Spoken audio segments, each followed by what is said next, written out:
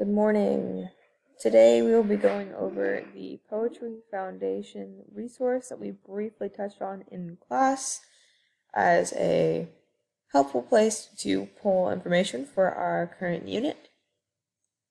We discussed the Poetry Magazine app, which you should be able to access on your mobile devices and tablets and such at home for the homework that I have been assigning.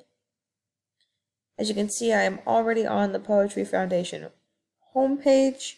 If you do not already have this bookmarked, all you have to do is go to Google, type in Poetry Foundation or Poetry Foundation Magazine. Right now we're going to go to the main homepage. As you can see, it's the first result that pops up. And it brings you right back to where I was. There are a few features of this website I'd like to highlight for everyone.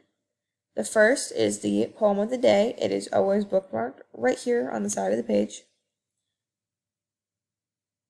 We have not seen this particular poem, but as you've noticed, I've had a poem on the board every morning this unit. Most of the time, I am pulling either from the Poetry Foundation Poem of the Day, from their resources under the Poems and Poets page, or from just a few other poetry sites. So for example, in the mornings I can go to Poems and Poets, go to Poems Home, and I can find whatever poetry has been featured, as well as just browse through the poetry by period, by topic, or even by region. For example, if I wanted to find a poem from the Latin American region, I can click Latin America,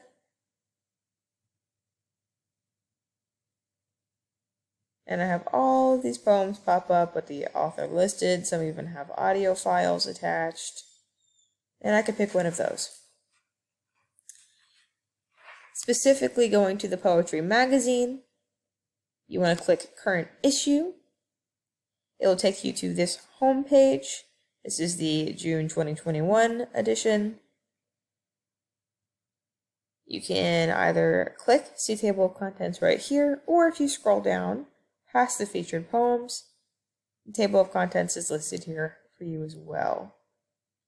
There is an editor's note, as with most public publications, and then you can look at all the poetry featured by author. The authors are also credited further down on the page if you're interested in finding the profile or more background information on one. All you do is click and it brings you to their profile.